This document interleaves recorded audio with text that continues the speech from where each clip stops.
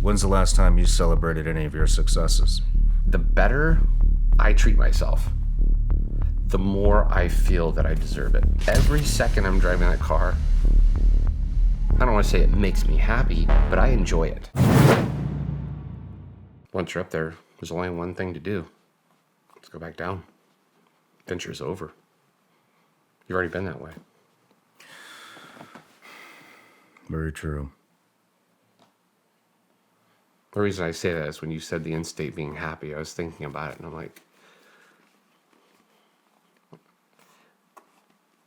that's the mountaintop for me. You know? I think I like working towards it more than, just being zen and being like, I'm happy. I agree with you. I think that goes back to when we were talking about looking for the next best thing. Yeah. Yeah.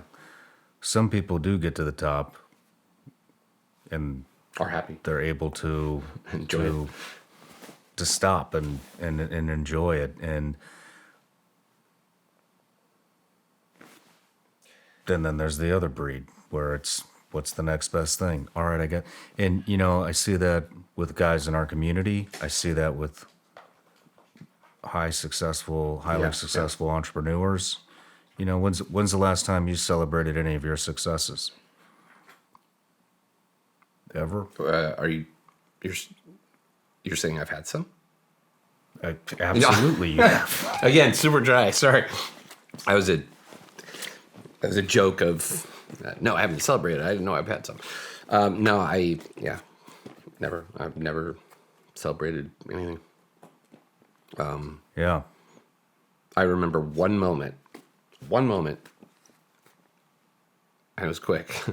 But I remember when I joined the Directors Guild, because I used to drive by it. It's on Sunset in LA. I used to drive by it, and I'd always be like, one day I'm going to go inside there, and I'm going to be a member. And I remember after I signed the paperwork, I was there in person, and then I left. I signed my official membership and everything. And I was riding my motorcycle through the canyon, and I was like, it happened, and it was a great 3 to 5 seconds. It was amazing. But on that note, I'll mention this because it's related, and that is, it's crazy how many things too that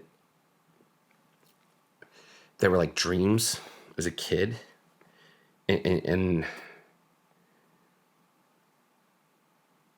I'll give you I'll say it as an example. Like dreams you want to do as a kid that you couldn't do or whatever, and you're like, one day, and then like one day being now, you realize like, I could do that. You can do that right now, but you haven't because it just hasn't occurred to you. You know what I mean? Like for me, like as a kid, the rich people, when they went to Disneyland, stayed at the Disneyland Hotel. Obviously, that was not my family. I don't even know how they afforded to go to Disneyland. Probably sold blood plasma. I don't know. But, my ex and I were going to Disneyland, and I'm like, I'm going to get a room at the Disneyland Hotel. Like, I can afford, and I was just like, and then I was there, and I'm like, fuck, how many other things have I always wanted, and I can do, but and where it comes from now, no, it's just, I never felt worthy of those things. So even though I can do it now, I just don't feel like I deserve it.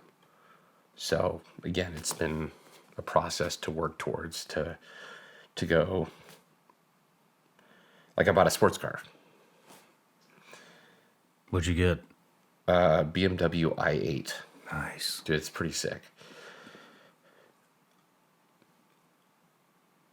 I bought it. I don't know why. I just kind of was like, fuck it. And I've always wanted a sports car. But I was like, oh, no, it's a waste of money. It's frivolous. Blah, blah, blah, whatever. And then I bought it. And now, every day when I drive it, I love it. Every second I'm driving that car, I don't want to say it makes me happy, but I enjoy it. That's on one level. The other level that I've realized is the better I treat myself, the more I feel that I deserve it. Really? And that is a trick that generally goes against what most people say. If they don't have that fundamental issue, it'd be like, dude, don't waste your money on X, Y, and Z. But now, the better I treat myself, like a hotel. Where did you learn that? Did you just come up with that? I accidentally stumbled upon it just recently, too. I mean, dude, What was it? What was the epiphany? it wasn't the car. I don't know. It was what was it? It was either staying somewhere, it was something expensive, and then I felt guilty about it, but I was also like, no, I've worked hard, I deserve this. And then that kind of turned into, regardless of how hard I've worked, I deserve it regardless. If I can afford it, which obviously does come from hard work, but you know what I'm saying? It's dude, I would get a gift. This is my ex. My ex got me a Gucci wallet.